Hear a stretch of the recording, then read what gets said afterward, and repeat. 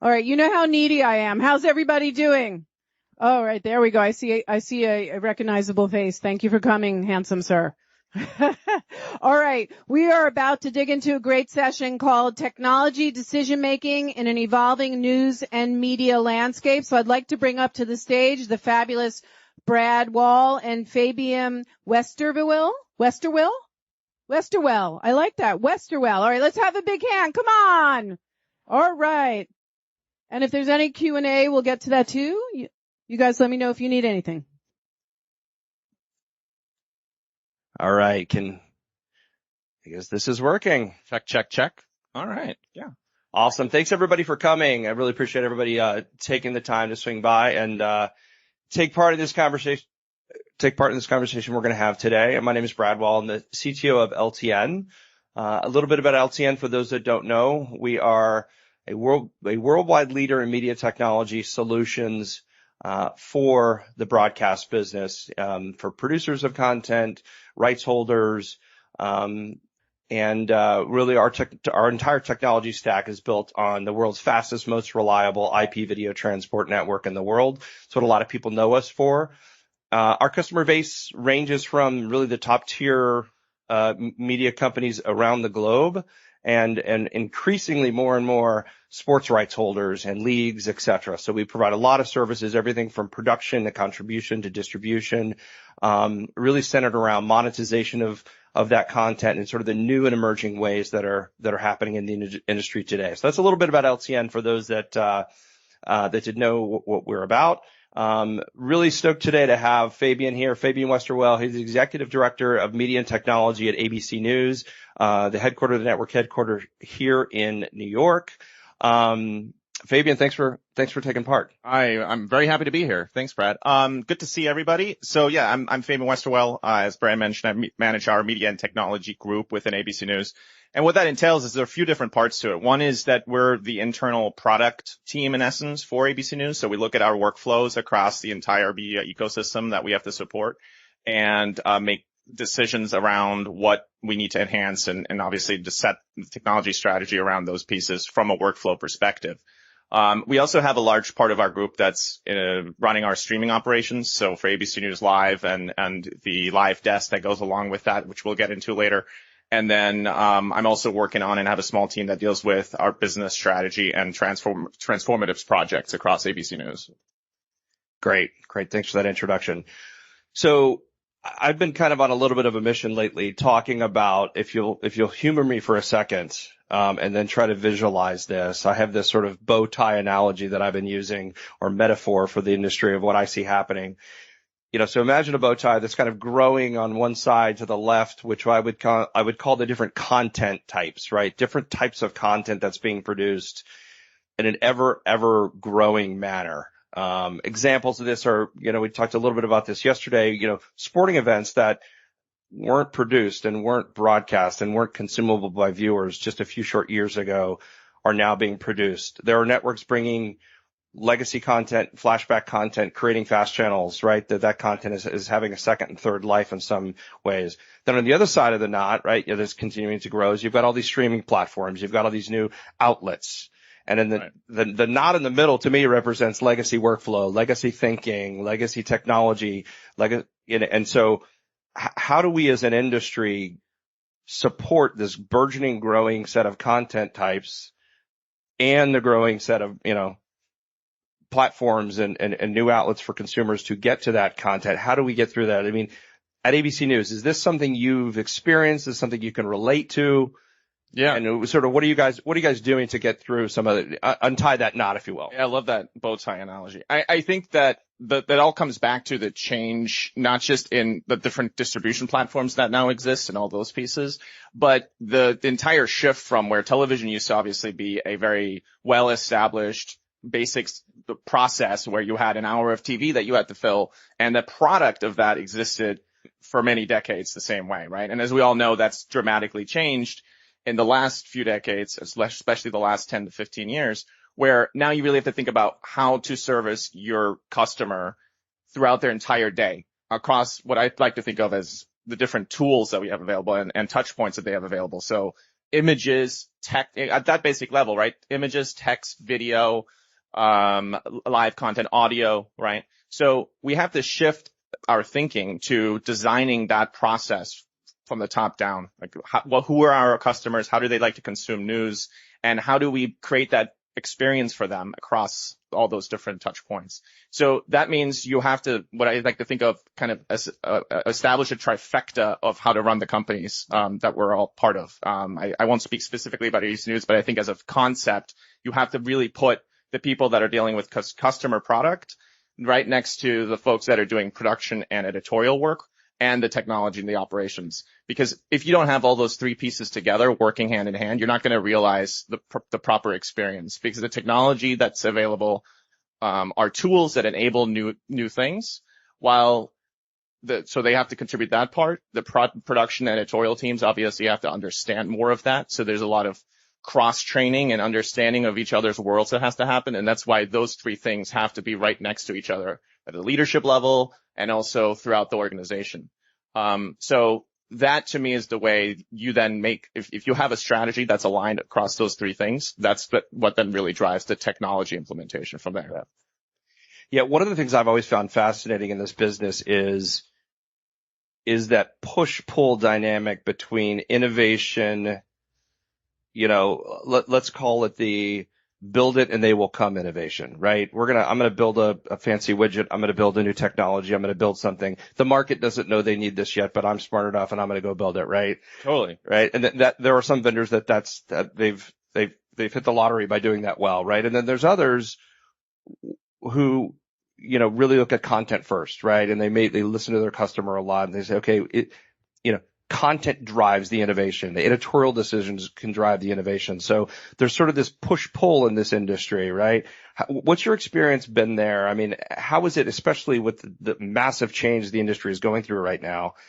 How do you kind of weigh this sort of push-pull? What do you think the driving forces are right now? I not to repeat myself too much, but I think that's exactly the core of what I'm thinking about with those three pieces. You can't really, sure, sometimes there might be a vendor or somebody who comes up with something really new from an innovative perspective for technology that will drive the user experience forward. And that might happen by accident, or it might happen with a lot of forethought behind it. But usually I think the way you're successful there is by balancing those three things out, so that, and I think what we have to get away from is, if we're operating in an environment where everyone is striving to do their own innovation, kind of to what you're just saying, in their own world, that's not good enough, right? Like, they have to understand each other. And if you're a content producer, you have to understand the distribution points and the innovation that's happening on the tech side more. You're not expecting people to be experts in that, but you have to think about it that way, because you can't just think about it the way you have in the last 20 years of, I need to get my hour-long program on the air. You have to think about, how does what you're doing in that hour, or the content you're creating for it, or the short form content you're creating, how does it service that customer, as I mentioned earlier, across all those day parts and all those touch points? And that you can't really do that without having a better understanding of the technology changes, at least to some degree, right? Yeah. And then, honestly, the other part of that, I think, is wrapping the business portion around it as well. So unfortunately, or fortunately, depending on how you look at it, I think content producers or creatives do have to think a little bit more nowadays about the business and how what they're doing, again, as a service to their viewers with the content they're creating, is actually driving their business forward. Right. Yeah. So let's go forward down in this cycle a little bit, take this down a little further down the journey. So your team's responsible for technology decision making, completely transforming workflows from time to time. What's sort of your formula to integrate these technologies seamlessly, right? You've got a large group of users. You've got an editorial content, customer base inside of ABC News. What are some of the tricks that you've been using to get adoption and seamlessly integrate these technologies? What's been working? What doesn't work? So I think if you take my earlier analogy a little further from there, so if you decide and understand your customer really well and know what they need from a news, in our case, on a news perspective throughout their day, and you start really understanding how to service them in those ways across those different types of touch points, you then can build your content strategy from there. And then from there, make the right technology decision. So when we talk about integrating new technology into the stack, it's really about why are we even doing that in the first place, right? And so if we have something new that we're putting in play, it should fit pretty well into the stack. If we know why we're doing it, if that makes any sense. Yeah. And that'll drive then, I think, how we do it from there. I think some examples around that, and I know we'll get to it, but like fast channels is a prime example where there's a lot of considerations that you have to make, or that you have to consider to do that, the right way. And so that's one aspect, again, making the right decisions and fitting it into the stack in a way that, makes sense, drives, I think, some of those answers. But then the other part is obviously your production workforce and making sure that they are brought along the way. So a key piece for integrating workflows is having that direct interaction and connection with those content producers, bringing them along from the beginning of the whole process, right? And again, if we have that trifecta and they understand what we're trying to build together, that's an early touch point. But also from a tactical, practical perspective, if you're rolling out new technology, you need to get in touch with them right from the beginning, bring them along, have them help design it, right? So that they are able to shift the way they produce content, along the way. And that way we can overcome some of the change management issues that usually, right. Exist. Yeah. Speaking of fast channels, it's a good pivot because I think, proliferation, obviously, of connected televisions out there, devices, et cetera, connecting their television to the internet. This has been going on for quite some time. And this fast channel concept has gotten some serious legs over the last 18 months or so. The argument could be made that, you and the team at ABC News were the OG, fast channel, if you will, with ABC News Live. Can you tell us a little bit, for those that don't know about ABC News Live, a little bit about it? How it's operating, what is the internal thinking around, fast channels, maybe within the entire Disney ecosystem or with you at ABC News and kind of where you see that going? So, I will say that, to your point, thank you, for that. ABC News has been I think a leader in a lot of the streaming space for a long time. 20 years ago, we launched, ABC News Now at the time, and that was a foray into the streaming space where that channel was available on mobile devices, on cell phones. Mobi TV, if you remember, maybe. So that was a early experiment, if you may want to call it that, in having a 24/7 channel in that area, which helped us, to learn a lot and set up internal workflows and processes pretty early on compared to a lot of other competitors. And then the other part of that was, at the same time, we really focused on live streaming. So not just setting up a 24/7 channel, that may have been more similar to other linear channels and then figuring out how to distribute that in the streaming space, but also taking live events and really being proactive in connecting the acquisition of live content and getting that out to customers really quickly. So be that on our own products, and website and apps at the time even, or over the last 10, 15 years on obviously the social media networks and all these other places. So we had a really strong infrastructure set up internally to do that, which when then, about 2017, 2018, that time frame, fast really became an opportunity for us. We were in a really good position to take advantage of that. And the reason it became an opportunity at the time, right, is because really what fast, free advertisement supported television relies on the advertising part, right? And that was really the time where you did have movement on the ad tech side that enabled dynamic ad insertion in a much more robust way from a live perspective. And we were able to, the inventory for advertising was actually picking up around that. And that built off of the VOD model that was already there before. But, that was around the time when that really became an opportunity. And we jumped on it and launched that channel. And it's been great, right? So it's really growing. We're really happy with it. It's continuing to grow. I think fast is an area where customers are really excited and interested, and it serves a really interesting niche, right? It's convenience at its finest, I think, especially in the news space. By the way, the other thing that created that opportunity was, of course, the OTT devices and the smart TVs. That all kind of came together at the same time. People are already used to watching SVOD and VOD on those devices. And then the smart TVs had all of that capability built in. So then putting a live channel in front of them there was a natural consumer touch point that we were able to take, advantage of. So, yeah, I'm really optimistic about FAST and the growth, and I don't think it's going anywhere. I don't think it's a niche. So yeah, we're definitely like on board. So I don't want to put you on the spot in the, 5, 6, 7 years here of ABC News Live, the newest iteration from what was ABC News now.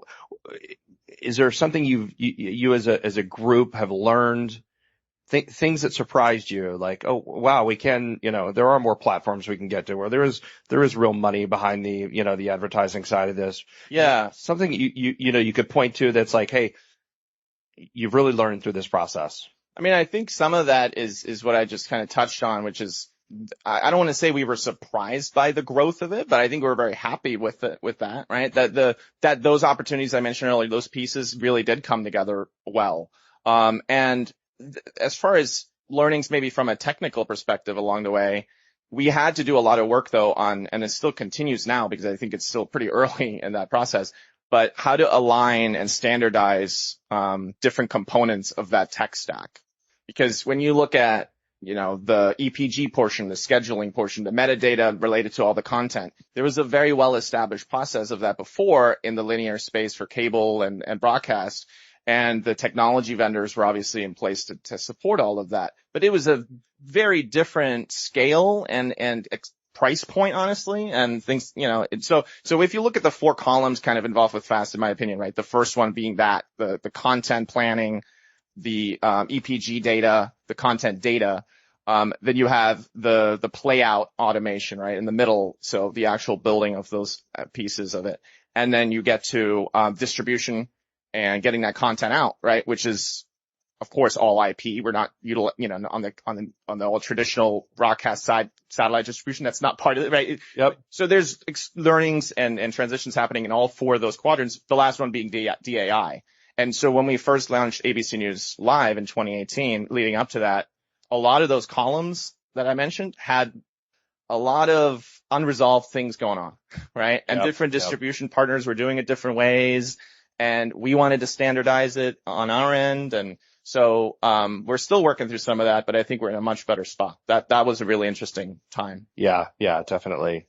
Speaking of IP, actually, it's a good transition here. So, I was having lunch earlier and talking to some folks about how this transition to IP has been, I think, much slower than a lot of people anticipated. If you had told me or had asked me 5, 6 years ago where we would be, I think as an industry, I think we'd be a little bit further than we are. The news business inherently has the ability to take some risks and to do some things differently. Obviously, IP was very, very big in news gathering very, very early on. Where are you in the journey? Where do you think your group is in the journey to IP? Do you agree it's gone slow? You have to have a robust infrastructure. You need the agility that you get from IP and the flexibility you get from IP, but yet there's also you've got to get shows on the air with potentially a lot of gear that's not. So, how do you balance this? And where do you think we are as an industry? What can we all do better? I mean, I think it's interesting when you say IP, and I think I may have talked about this before. Like, that's such a broad statement nowadays, or it has been the whole time. So, for example, if we think about, if you think about IP as 2110, that's its own big conversation that has a lot of infrastructure blockers that is hard for a lot of organizations to adopt potentially, because if you know what your business model is and what content you're trying to create, and you have an existing capital expenditure behind that you've invested in over many years, we all know that that's not the easiest thing to just then change. Even if the promise of that, and maybe even the real time current reality is that technology is better and more flexible and let you do all these things. If you're not ready to do all these things, or if it's going to be more expensive in the short term to make that swap and take out your entire SDI router, right? And all of the other components that are part of that, and then also train up your workforce to actually be able to support an IP environment,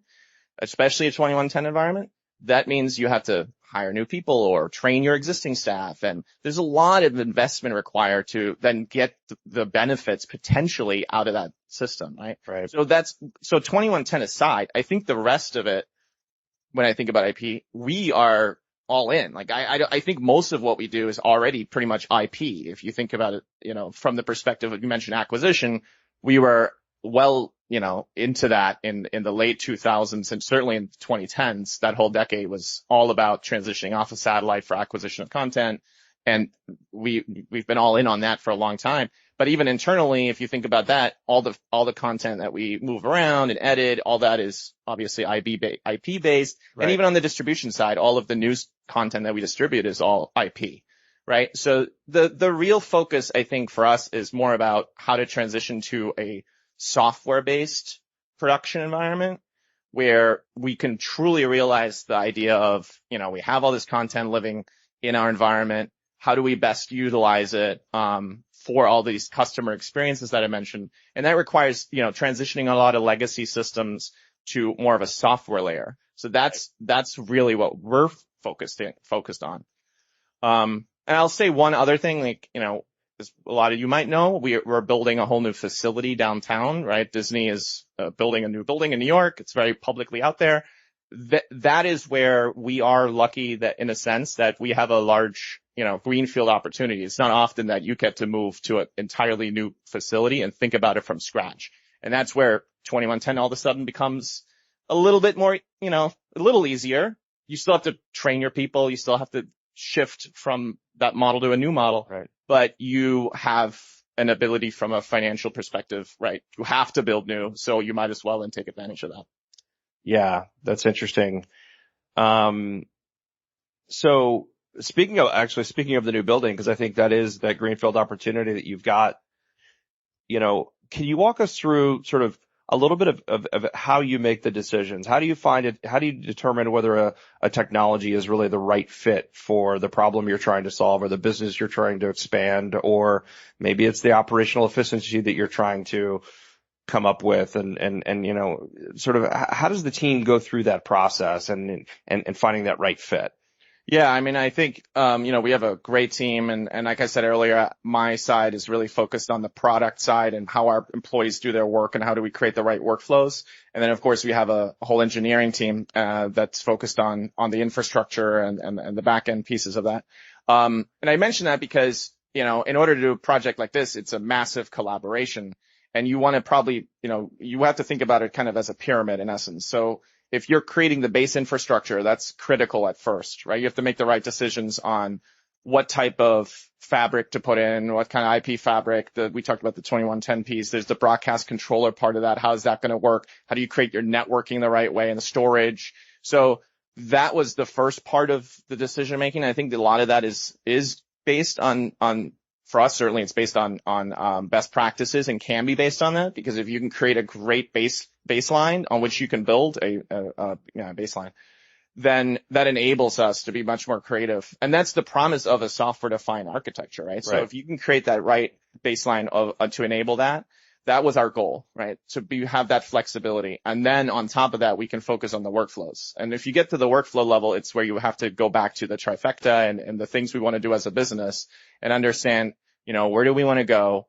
What are we doing now? And then how is our workforce actually utilizing those tools and doing their work? And then align all that. So they have to do it differently, potentially. They might want to do it differently. We have to be embedded, as I said earlier, with them to bring them along the way and understand, tactically every day exactly what buttons they're pushing, right? From editing, et cetera. So aligning all all those pieces up the pyramid is really how I think about that. Yeah, I think I sometimes tell people my last decade before coming over to LTN, I felt like I was running a broadcast operation and a media operation, but I almost felt like most of my projects were all software projects and keeping vendors accountable, right? And I think, we at LTN, we think about this a lot because we're a native IP transport network, right? But now customers are coming to us and asking us for the ability to do things in orchestration and in business intelligence and sort of at the software layer, because if they're already in our network, oh, by the way, can you do X, Y, and Z now? Can you create multiple versions of this potential show or this live sporting event and this, that, and the other, and deliver just this specific version to this specific taker, right? Like a Roku. I know that, obviously News Live is a big, a part of, the Roku environment. So, I hear you. I mean, we're hearing the same thing from media companies. And it's really created this great opportunity to have the media pipeline and the workflows be much more connected. The challenge I think we're all in right now is figuring out how to make that happen in a way where we're all talking the same language and we have those cross points. And, obviously the big cloud providers are helping to step into that. I think, as in just one example, I think AWS has taken a lot of strides in the last few years to really meet the needs of the broadcast and the television and content creation community. And that was a big step. What you're talking about with LTN, you guys do the same thing. And I think that's, as far as vendors go, I think that's the most critical piece for us, that vendors are working with us on that. It is a product kind of thinking that we have to do together, right? What is our design of our workflows, our products that we want to build, and how do you support that? Which is different than what it was in the past, where like you have a product and we might consider it to plug it into our system. That's not real. It doesn't work in a software defined environment, right? So, that's a big area of focus for us too when we're working with vendors. How do we do that? And it can be tricky because the lines are not as clear. You have to define that.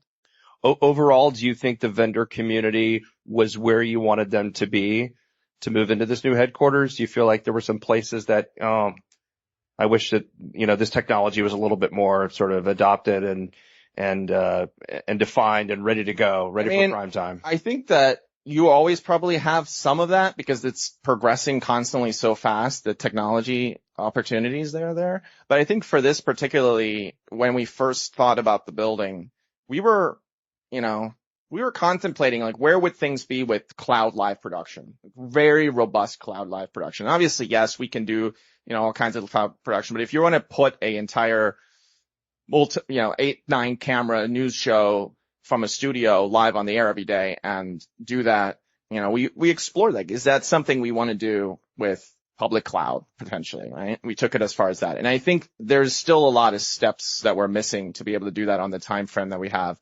And there's the financial portion of it and all of those elements. So I think that was, so that's one thing. And then so that drives obviously the on-prem versus hybrid discussion. And I think, again, there were some things that we were hopeful would be further along to enable that. I think it's gotten there now in the last year or so, but that's too late, right? We have to plan earlier than that in order to get a building like this put together. So, and then I think the other part of it is the promise of having more of a dynamic ability to manage resources.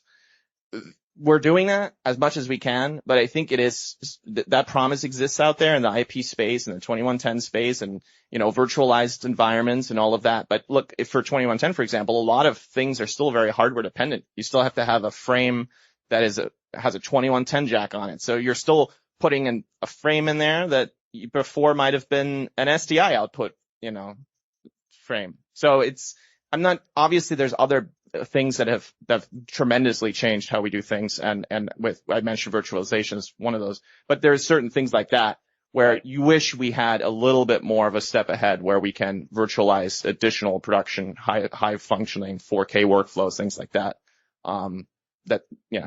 So that's, I think, part of it. Good. I wanted to just open up to the floor. I've got some more questions, but I do want to give, if anybody has has a question, would love to give an opportunity for a question for Fabian. So. How do you specifically evaluate the equipment that you're going to integrate into the new structure? How do you make those kinds of choices? I mean, we have a whole floor of different kinds of vendors here.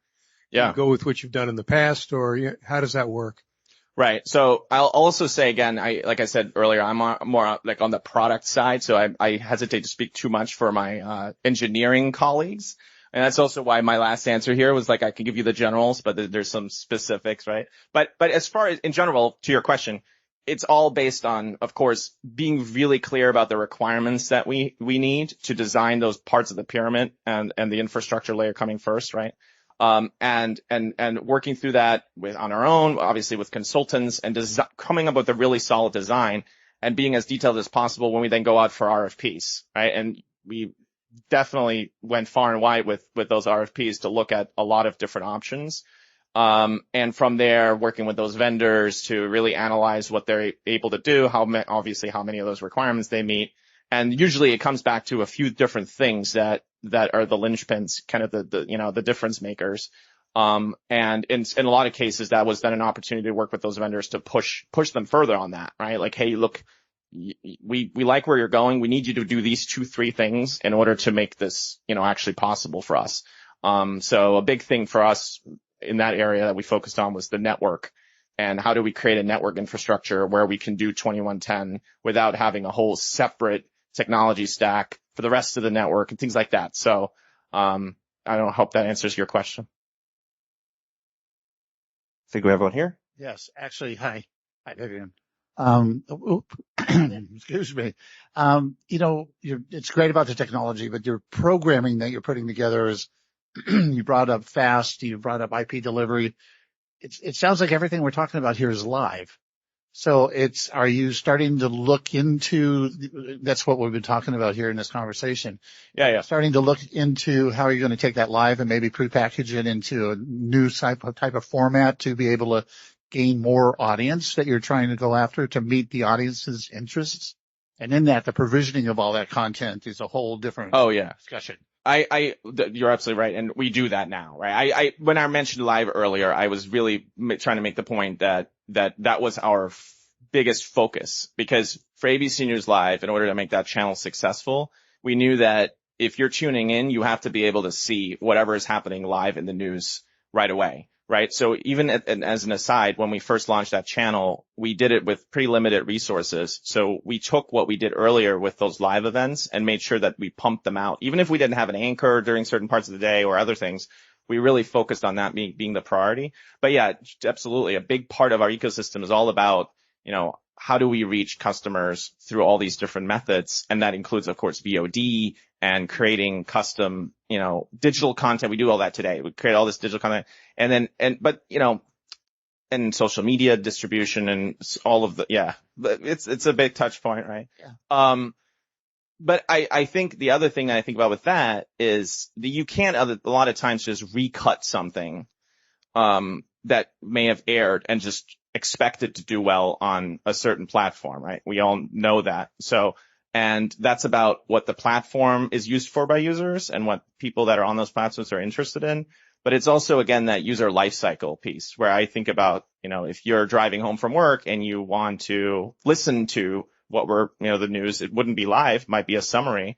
We need to create that and design that in a way that works for you. It can't just be a recut of something else thrown into a playlist, right? That where we would expect, we have the audio version, so I'm sure people will just listen to it, right? You have to be really thinking about that. Yeah, you have different types of producers that are putting that together, but it's like that's still a linear mindset, and coming into it is this new, you have such a depth of archives and libraries and shows in 2020. I mean, you have all of this kind of thing that you can pull together to build out this more unified approach. Oops.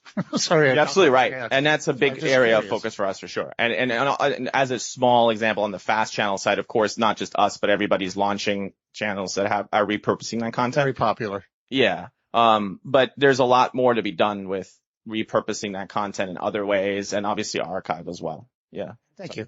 Sure. Okay. I think we're at time. Are we at time? Okay. Thank you, Fabian, so much for this conversation. Very insightful for me. I hope you all enjoyed it. So thank you for coming. Thanks all for coming. Thank you.